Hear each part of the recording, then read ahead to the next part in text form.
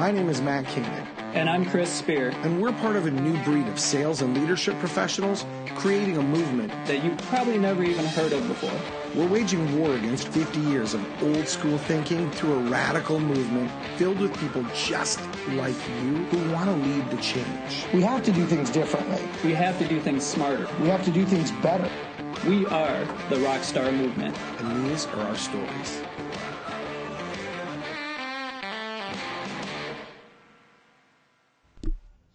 What's up, everybody? Matt Keonig here. I'm so excited because today we have got an awesome show for you. And we don't just have one guest on the show.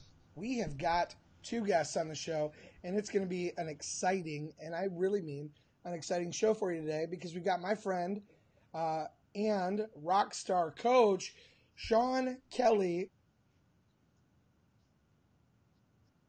Hey, what's going on, Matt? How you doing, brother?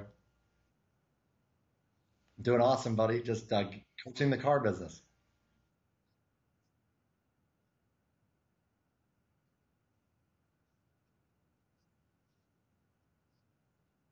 That's correct, my friend. Hanging out on the East Coast with my man, Javi. Thank you. Give everybody who hasn't seen this, who's never tuned in for Rockstar Moments Live, let everybody know. Here's what we're going to do. We're going to talk to Sean. We're going to learn a little bit about his life. Javi jumped in, so we're going to learn a little about him too. But basically, what we're going to do over the next 30 minutes or so is we're just going to have some dialogue, get to know these guys a little bit better, and just give you a glimpse into their life. If you're watching this, the one thing we'd ask is hit that share button and share it so that other people can tune in too. So, hey, not to waste any time, a lot of folks maybe have been seeing you all over social media, Sean. Like, we've had you at a couple rock stars. Everybody loves it when you're there, by the way. You always bring a lot of value to people, so thank you so much for that. But what a lot of folks may not know is your background. So I like to ask this of every guest on the show, but tell people a little bit about where you came from, and when you were a kid, you probably didn't go, oh, I want to grow up and be, the car biz coach. So when you were a kid, what did you want to be when you grow up? And tell people how you kind of got to where you're at now. Very cool. Happy to give a quick backdrop on that. I'm excited for Javier to share his story too. So before the car business, I grew up and I listened to my grandfather's World War II war stories. So maybe you want to join the military and defend the country. And, the first recruiter that got to me was an Army recruiter. So I went ahead and signed up for that. And, it was during a time of peace, but I ended up joining special operations, spent over 2 years in combat zone deployments. And like most military people, when I got out of the military and was transitioning into being a civilian, I started off really well when I bought a house I couldn't afford, and I knocked up my fiance, and then I wrecked my car on the way to work. So that's how I ended up in the car business, and and just realized the car business was, I got hired right in the finance office from the finance guy that was doing my loan. And I loved everything about the car business. It was like all the adrenaline of being in the Army without being shot at. So I really enjoyed it, and I quickly worked my way up into finance manager, used car manager, became a used car manager back in 2007, and then became a GSM in 2012. And that's kind of how I ended up in the auto industry. You kind of ran through everything there. So you were in the military, and by the way, thank you so much for your service. Really appreciate you, man. Thank you for that. And now you're coaching people in the car business. Now, obviously, there's some similarities, right, with leading people and guiding people. And you said something that was pretty cool. You said you had all the adrenaline of it without being shot at, which kind of stood out to me a little bit. What is it about the car business that gets you so hyped up, that just makes you love it so much? It's like every moment is a chance to make something awesome happen, right? Whether it's closing a deal for yourself, helping a customer get their dream car, helping someone get promoted, adding value with a coaching conversation. And really that's how I transitioned into what I'm doing today, because I discovered coaching in the early teens, at the dealership, right? 2013, 2014. I was stressed out and frustrated as a manager, and we were having success, but I had turnover and all those challenges like most dealers have. And I found coaching was the solution. And I spent a year on my Tuesday off building my own coaching practice to replace my income of the GSM of the top Hyundai store in my region.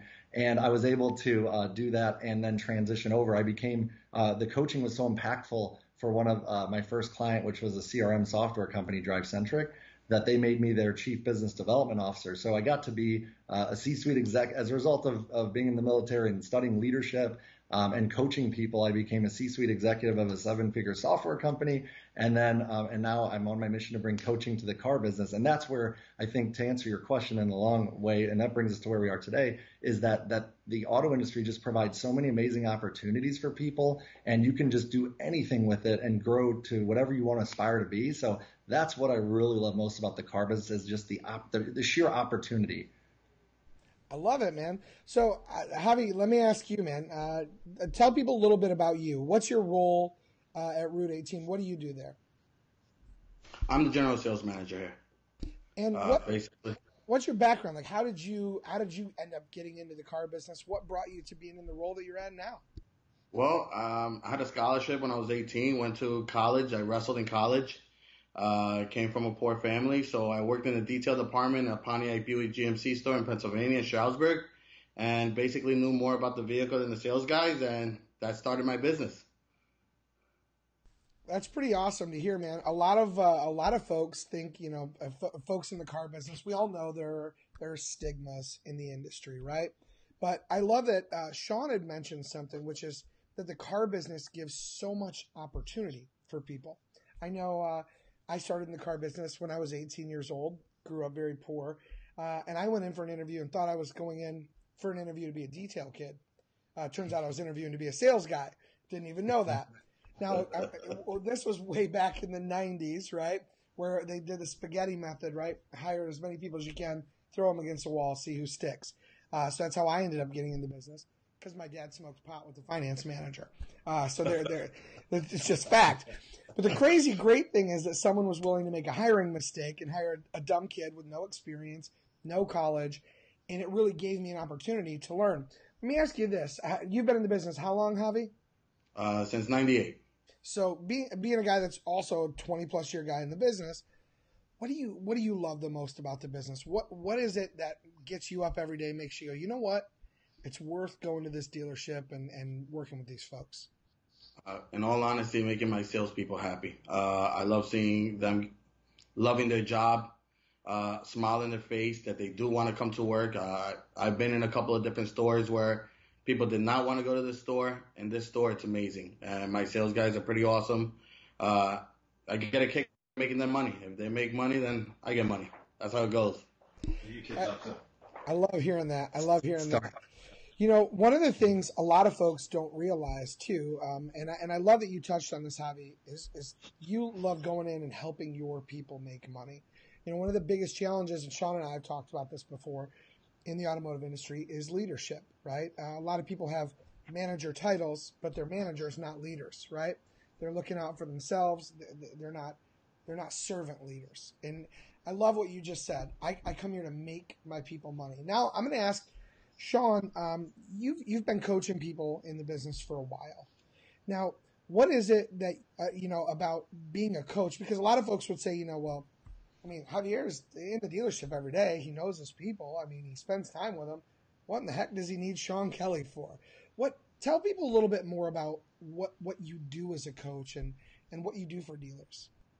Well, and I'm glad you asked that. The reason I have Javi on the show is because of his the way he engages with his people, right? And the way he understands and that exactly what you said. He understands what every challenge that every salesperson on his team faces. He knows them inside and out, and he truly gets where their opportunities are. But it's hard to read the label when you're inside the bottle, right? And he's in the bottle every day with his people, and he's, it's no different than, when you're a player and you're on the field playing to win with your team, right? Every pro athlete has a coach on the sideline watching how they're carrying the ball and finding those blind spots. And Javi is number one. We've been working, so Javi works with myself and one of my coaches, Daniel, and we've been working together for close to 6 months at this point. And just some of the wins he's seen have been amazing. So, what we do is we come in and we do a cultural assessment. We learn about their store and their opportunities, and then we figure out, hey, where does it make sense to work together? Where would you see value here?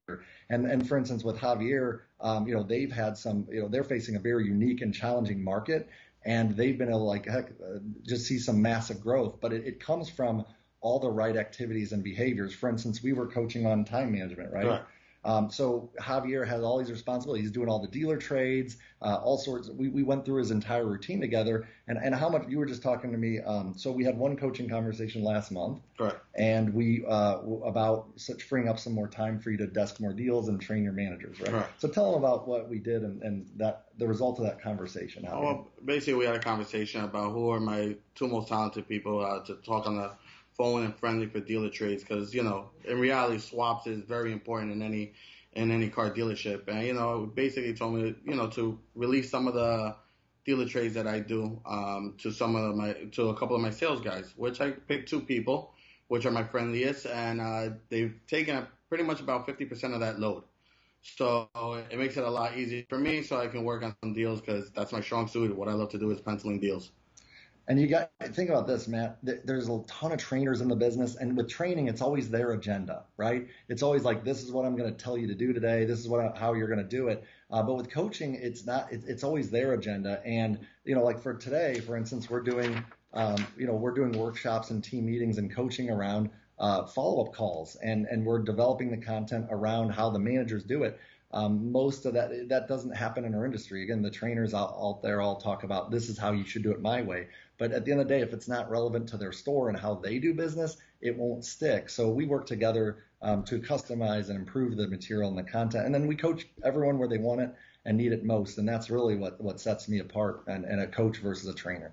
I love that you said that. So one of the things, I've had a lot of dialogue with dealers about trainers, right? Because let's not kid ourselves. In the automotive industry, right? Most trainers are training on the sales process, and I've gotten a little bit of stink eye from some of my trainer friends. None of them will actually say it, but I get that look, because I've said this 1,000 times. If you're paying 30, 40, 50 grand for a trainer to come in and teach your people the basics, you're kind of an idiot, because the basics are what? You meet a person, right? You ask a bunch of questions, you demo the product, you pencil the deal, you overcome their concerns. It's not rocket science, right? 5 simple steps. And we call them the basics. I know Joe Verdi makes them into 12 steps. Grant has them as 5. Everybody, divides their process to sound unique. But at the end of the day, every one of those things has to happen in order for a car deal to come together. Got to meet them. Got to find out what they want. Got to show them the product. Got to show them the price. And got to give them a chance to say yes, right? So the challenge that some of my trainer buddies get a little frustrated with is I go, what? You should only exist to jumpstart the process and then get out of the way. Because I always believe the leadership, like Javi, for example, should be the front line, right? You should be the trainer of your people, mostly. But I also know it gets busy in a dealership. So I love what you said with coaching when you said it's about their agenda. Like, it's what they need at their dealership. You're taking their processes and the things that work for them, and you're helping shape that in a way that'll help them be successful. Whereas most trainers come in and go, well, this is what worked for me, so this is what will work for you. And the fact of the matter is, human beings are individuals.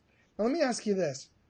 Javi, what did you want to be when you were a kid, right? So you went to the detail shop, now you're a GSM. What did you want to be when you were a kid? I've been boxing since I was 8, so I've always wanted to box my whole life.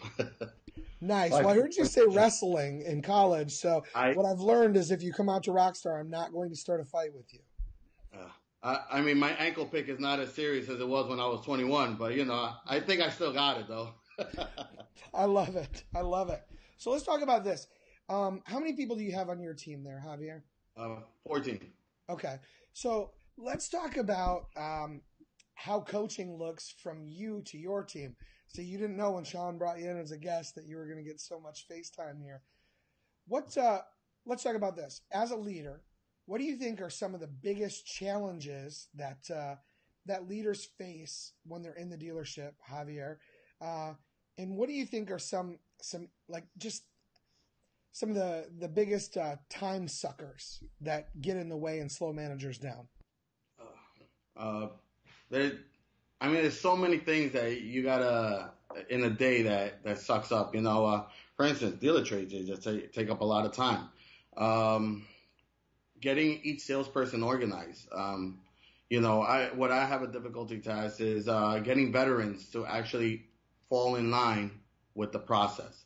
You get the younger people or the people that have the 2, 3 years, 4 years, they fall into the process because they want to be that veteran. But then you get the veterans that are, like a little nod in the head. They don't listen. And it's much harder. They feel like, I'm doing this all over. Is this just temporarily? Are you bothering me for only a month? Are you going back to normal next month? It's just making a process is, for these guys is what makes it easier. In this dealership that we have here, it's, we have a good crew. I got to say they're a very good crew. Do I got a couple of veterans that are a little hard-headed? Absolutely. But, eventually they're going to have to fall down in line because it's what makes, it's what's making, business, everything's about customer service. And in our area, it's all about customer service. So I'm hoping that everybody falls into line to make everything much easier for all of us. Sean, what are some of the challenges that you see typically? Because you're in more stores than Javier's. So what do you think are some of the biggest? Laura Berman says hi. Hey, Laura, good to see you. Thanks for tuning in. Sean, what are some common things that you see across just about every dealership where you go, these are the stumbling blocks that most leaders are running into that they could easily overcome with just a few minor tweaks? So helping leaders understand the difference between training and coaching is so critical because to Javier's point, right? You've got the veteran salespeople that have already been through all the training and they understand the basics.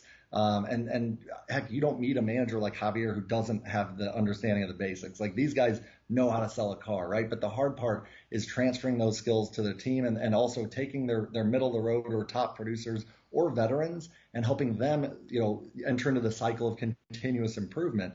And usually they reach a certain level and they plateau off. And that's why we teach the managers how to coach. In fact, today's workshops, we are teaching, there's 4 different types of coaching. And we are starting off with the first type with these guys today after 6 months. After they've seen some of the coaching wins, now it's time to start transferring those coaching skills to the managers. And if managers learn to engage their top performers and their veterans, then they can improve those guys. Would you rather see a 20% gain from an 8-car person or a 20-car person, right?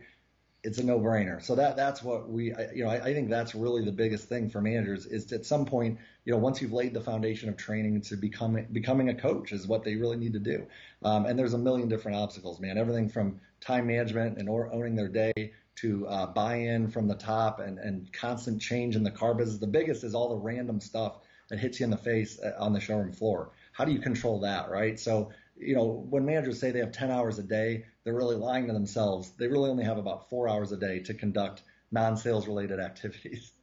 No, that makes perfect sense. And let me ask you this, because obviously, we talk about this a lot in the automotive industry. Part of why we bring in so many people from outside of automotive to Rockstar is that I've been in the business now for 25 years, and no matter what industry I watch evolve, automotive is always 5 to 10 years behind it. It's just sad, but it's true, right? We see so much evolution in other types of shopping with Amazon and all these other mediums out there, ways to communicate with people, right?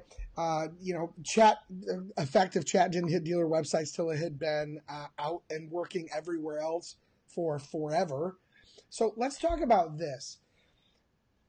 Aside from coaching, let's talk about for both of you guys, and both of you weigh in on this maybe each, but Sean, what's something you do every day to make sure that you're continuing to grow and continuing to learn? Chuck Thomas from Automax said great stuff here. Thanks, Chuck. But Sean, what's something that you do, let's say one thing that you do daily or weekly to help you continue to learn? And then Javi, what's something that you do to help you continue to learn and grow? So I'll give you a couple. Number one, every morning when I'm getting ready for work and I'm driving anywhere, I'm listening to audiobooks. The average college graduate reads 1 book per year, they say, 1.1 books per year. So I try to read at least 30, and that's including audiobooks and reading at home. So I try to read. Also, I have my own coach, Keith Rosen. He's my coach. I've been using him for 6-7 years at this point. And, every coach needs a coach. So at the end of the day, that's a couple of things I do. How about you, Javier? I basically run my dealership like when I wrestled and I box. It's every single day you come in, Yeah, some people might call it a practice, but every single day you're supposed to be doing something to get yourself better for your Saturday, and our Saturdays are a killer day, and we're hoping to bring it to another level. And I'm trying to get my guys to feel the same way I am. I run a dealership with a positive attitude. There's no can't in my dealership. I don't allow it. I don't want it here. And I want my guys to feel the same way, just to keep going and keep rocking. And whatever they need help with, call me and we'll make it happen together. I like it. So let's talk about this. What's an area in the automotive dealership that if we were to go, all right, here's something that needs to evolve, it needs to change. What's one area that you feel like is an area of opportunity that if as an industry we could just make this adjustment, it would make it better for dealers, it would make it better for consumers. And either one of you guys feel free to weigh in, but what's one area that we just need to evolve in? You want to start? No. I'll go first on that. I'll go first. By the way, I think that, number one, so Paul Sansone Jr., one of the dealers I coach here on the East Coast, who introduced me to these guys, which these guys have a very similar philosophy in the fact that they make it all about, they acknowledge they're not in the car business, they're in the people business. And these guys, they're willing to invest in their people, number one. Number two, they're willing to invest in their customers. I mean, they have a department for fleet, they have a department, they're very customer centric, and that's what it's all about. So I think make it about the people, both at your dealership and your customers. I think that is huge. And that entails, I think you got to change the way you bring people into the business. And you mentioned throwing them against the wall and hoping they stick, right? I think they've got to get rid of that. And I think we got to change the way we bring people into the business, help them understand really what it takes to be successful in today's market. And don't hire them if they're not a good fit and they're not willing to do those activities.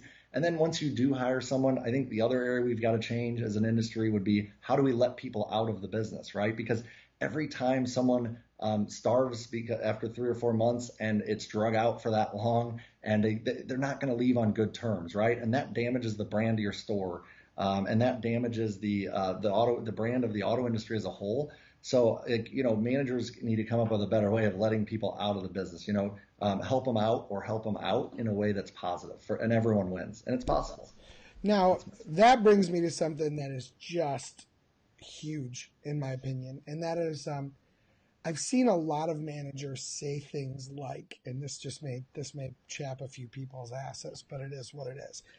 It's hard to find good people. I want people who are self-motivated. I want self-starters. Those are 3 sentences that absolutely set me on fire. Because I was taught when I had my first leadership training, the success and failure of your team is your responsibility. If they succeed, you helped them, but you give them all the credit. If they fail, you take all the responsibility, right? If they can't feed their family, if they can't pay their bills, it's your fault as a leader. So even when I was taught, when you take over a department, and you go, well, I didn't hire all the people. Well, you chose to keep them when you took the job, so they're your responsibility. So in the role of a leader, what is your perspective, Sean, as a coach who works with dealers every day? What's your perspective on and the other statement is this. I want people who are self-motivated. My belief system has always been, look, your job as a leader is to do one thing, motivate and inspire your people. Because you can lay down any processes, right? Any adult that can read can follow them. But our job is to find the way to set that fire inside those folks so they'll want to follow them. Sean, what's your perspective on the idea of people being self-motivated and, it being hard to find good people? Is that just forgive me, is just a bunch of bullshit, cop out for leaders, or is it actually challenging to find intelligent human life? That's a great question. Definitely a challenge that pretty much every manager, when I'm doing our initial meetings and assessments, talk about. One of the best things Javier ever said is, he's like, what can I do better? He's like, show me the blueprint and I'll do it. I'll execute on it, right? So I love when managers like Javier take ownership and know where they can improve. But yes, I think it's our job that we already have good people. It's just about making them better people, right? And the better people they become, the more success comes with it, right? So I think that while it would be ideal to have a bunch of intrinsically motivated employees that you would never have to do anything other than desk deals with them, the fact of the matter is that it's a manager's job to know what every person on the team wants most and to help them get it by connecting the dots on their activities and actions on the showroom floor to getting that. And that really is the key to motivation, my friends. It's not, like you said earlier, it's not rocket science, but it's if I know Javi wants to become part owner of a dealership one day, then every conversation that we're going to have is about making that happen, right? So, hey man, would having these coaching conversations with your team help you achieve those results? And how could this impact that? How could this help you get what you want? And if you can do that with every person on your team, know what they want most, and connect those dots, then you can impact their behaviors and help them get it. And the funny part is sometimes getting what they want isn't even with your dealership, but they'll stay with your dealership just because you went to bat for them and you helped them. Either way, they're going to leave. They might leave. So how do you want them to leave, right? So what are your thoughts on that, Javier? I totally agree. I mean, not everybody has different personalities. To get motivated, you can't motivate a dominant personality the same way as myself, who's a high I. I get pumped. Just Sean Kelley called me. I'm pumped. I'm gonna go sell 30 cars now. It's just certain people don't get motivated the same way. So it's just finding the personality of each salesperson to find a way to motivate them to be who they need to be in the car business. Some people will say, well, what Javi's saying is bullshit. Another person's going to run with it. It's just finding the motivation for each person is what I like to do. Like I said, I've been coached since I was 8 years old, and I'm probably going to keep getting coached till further on. The only one that dominates me is my wife at home, basically. I absolutely love it. You know what? And what you just said was so powerful. I hear a lot of people, the same folks that are saying it's hard to find good people, it's hard to keep good people, it's hard to retain people, are the same folks that when I look them in the eye and I go, so how much time do you spend with every one of your salespeople every single day? And then it's a blank stare. And they're like, well, what do you mean? I go, not desking deals. Way too many years ago. When I was taught to be a leader, I was taught exactly what you just said, Javi. Every single person's motivation is different. So the only way to learn how to motivate them is to sit down and do what we used to call daily one-on-ones, right? So we used to do 15 minutes with every person every day. They had the exact same time every day so they could schedule their appointments around it, and they would never be like, oh, I missed it or whatever. And we talked about three things. Talk to me about yesterday. What's your game plan for today? And the last thing was always, what can I do to help you be successful? Who do I need to call? What TO calls do I need to make? What trades do I need to step up on? What is it that I can do to help you be successful? Because the mindset, of course, was if my whole team is doing well, by default, I'll be doing fine, right? So I love that you just said everybody's different to motivate.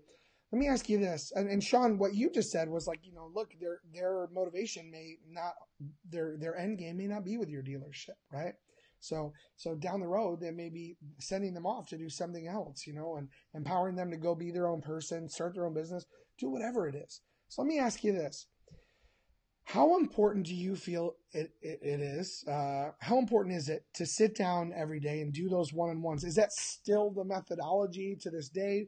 Do you do it daily? Do you do it weekly? Do you do it monthly? How do you stay on top of knowing their motivation and knowing if it shifts? How do you coach to that, Sean? And Javi, just feel free to jump in on whatever your thoughts are too. Well, I think it's important that every sit down has a purpose or an objective. And since my sit downs are very action oriented, otherwise it's just therapy, right? So every sit down, it involves building out an action plan and following up alongside that action plan.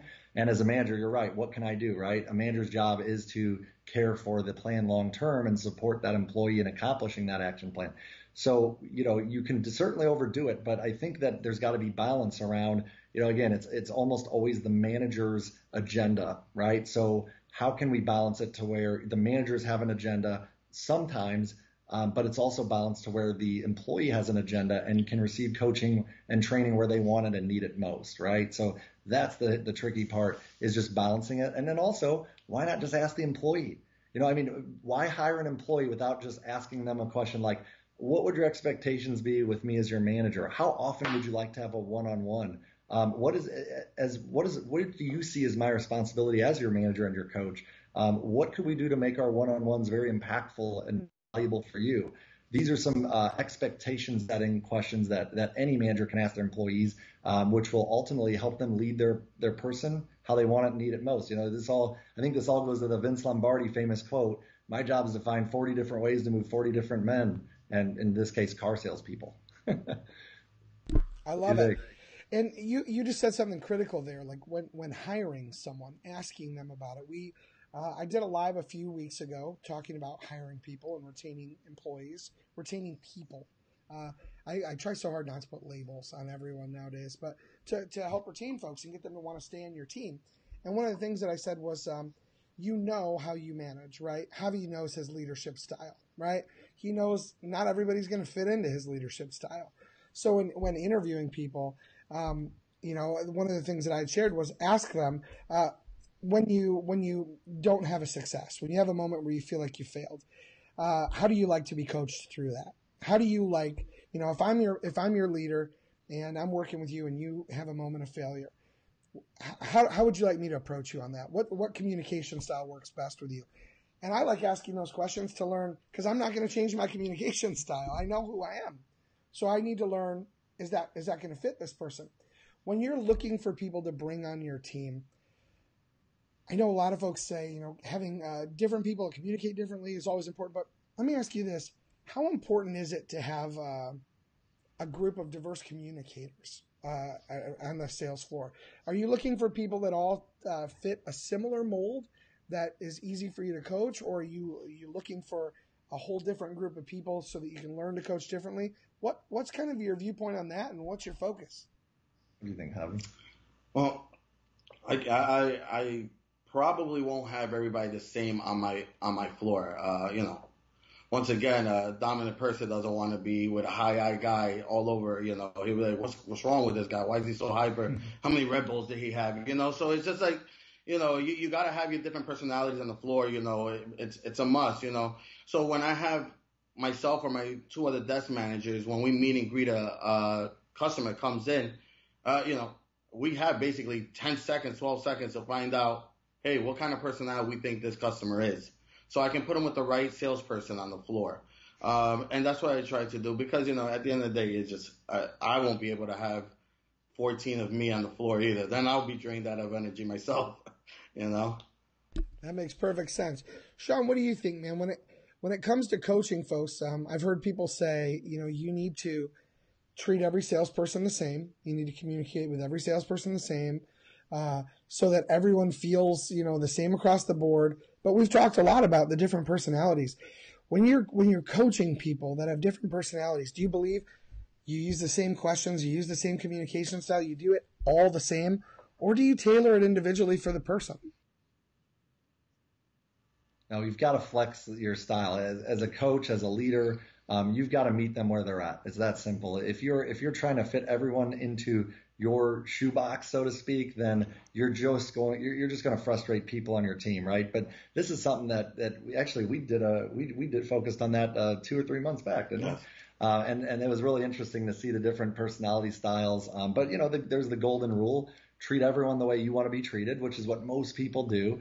And that's great if you want to be communicating effectively 25% of the time. I'd rather try to be more effective, more like 75 or 100% of the time. So flexing your style to the person to meet them where they're at is critical. And that goes to leadership expectations. That goes to the way we coach them, the way we hold them accountable. But if you really want to build a highly motivated team that communicates well and can produce new results, then that is a requirement. I'm just going to throw it out there. You can't get that diverse, extremely team with extremely high potential without a good diverse team of people that have different strengths, right? So as a leader, it's our job to meet them where they're at. I love hearing that. This sounds like that would create a winning culture in the dealership by being able to do that, which leads me right into what you're going to be talking about at the upcoming Rockstar event in Las Vegas, May 13th and 14th. I know you're going to be focusing on helping dealers build that winning culture within the store. And I don't want to give too many things away, but Sean, if people were to say, okay, if there's just one thing, at least one thing that they'll take away from listening to your session in Las Vegas in May, what's one thing that they're going to get from coming to hear you? Let's just say the word trust. All right. And what I mean by that is that as a leader, there's nothing more important than trusting that your entire staff has your back, trusting that they're going to do the right things and say the right things, even when you're not watching. Trust that they're going to be honest with you about maybe a career crippling way that you're doing business or conducting yourself, and be able to come to you and be honest with you about that so you can improve. So I think trust. If you want to be able to trust your employees and you want them to trust you and you want your leaders, the people that your boss to trust you, then you're going to really value creating a winning culture. And I'm going to give you the roadmap to do that. Again, we're just a few months in here, but Javier, you've seen some of the results from. What are your thoughts? Some of the big changes. How has the building a winning culture here at Route 18 affected the trust for you between you and your team? Oh, I mean, basically, my guys, they do. They basically accountable. They love me. They need me. They always want me to help them out in any way if they got in any situations. Even my veteran guys, listen, I got this going on. I don't know how to fix this situation. I give them A, B, C avenues. Hey, do one process of elimination. You got one to pick from the other two. And let's go with it. They know I got their back. Same way like the owner now, I feel like even the owners of my dealership, they're more confident with me. They're Team Javi, and they got my back as well. So as I see my team got my back and the owners got my back, it gives me more confidence to keep moving forward, to help everybody out in the store. And we're just getting started. So look for more record-breaking months like they had last month, right? Oh, yeah. It's right. Yeah, record-breaking month for here. I love it. And you guys hit on some big stuff there. Sean, you talked about empowering your team and trusting them with what you've taught them, what you've coached them. And then Javi, you talked about them trusting you back. And I think that it's funny, that two-way street there. A lot of folks don't realize, when they're in a management role, they think, well, you got to pound people into submission. And then, the process is what makes them succeed. But I think what we've learned is, even through this call, is we can put a process in front of everybody, but some people don't make it. So the process isn't what makes it work, but that culture that you create and that trust and those relationships are what really help take it to the next level. Now, as we're wrapping up here, a couple things, Sean. Take a moment. Well, you know what? We'll start with Javi. Javi, look, most people watching this are dealers or vendors, folks in the automotive industry. But we might have some folks out in Jersey that watch this after the fact. And maybe they go, you know what? I want to do business with a great place. I want to be able to buy a vehicle from a place that has a good culture, people I trust. Javi, tell people how they can get a hold of you, where your dealership is, the website, the phone number. Tell them how they can do business with you. Well, we're at 400 Route 18, East Brunswick, New Jersey. I'm right in the main entrance of the door, so they're never going to miss me. So they could come and ask for Javier. This is a fun place. We have great music on Saturday going on.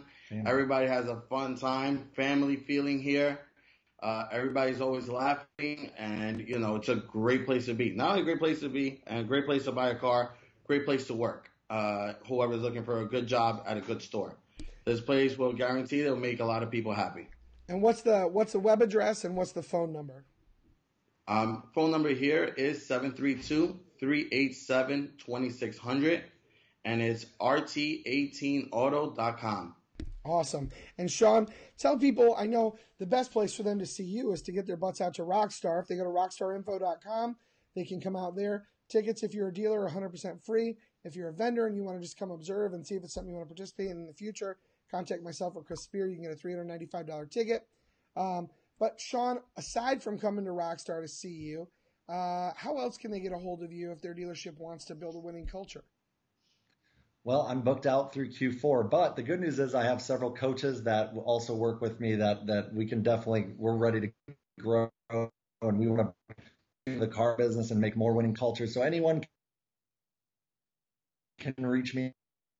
If you call me, I'm usually coaching all day, so I can't answer the phone. But email me at Sean, SEAN, at carmotivators.com. You can also text me anytime you want, 314-323-8234. I do have a 1-800 number, and my receptionist will answer and take any messages, 1-888-921-0221.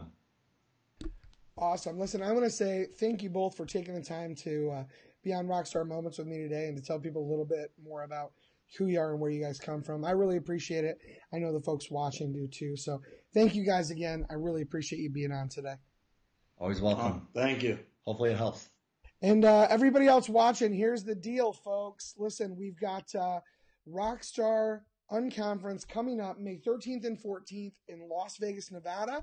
Right now, tickets are free if you're a dealer. Go to rockstarinfo.com. That's rockstarinfo.com.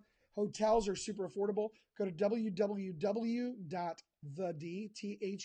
like Detroit.com. You can get a hotel room right now for $30 a night plus a resort fee, so it's $55 a night. Come in on the 12th. Check out the evening of the 14th. You're going to have a great experience. You're going to learn from the best people in the business, just like the gentleman you just heard from. Listen, thanks again for tuning in.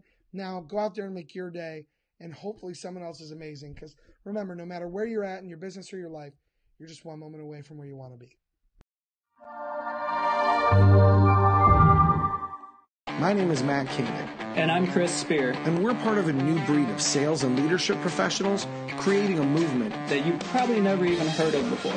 We're waging war against 50 years of old school thinking through a radical movement filled with people just like you who want to lead the change. We have to do things differently. We have to do things smarter. We have to do things better. We are the Rockstar Movement. And these are our stories.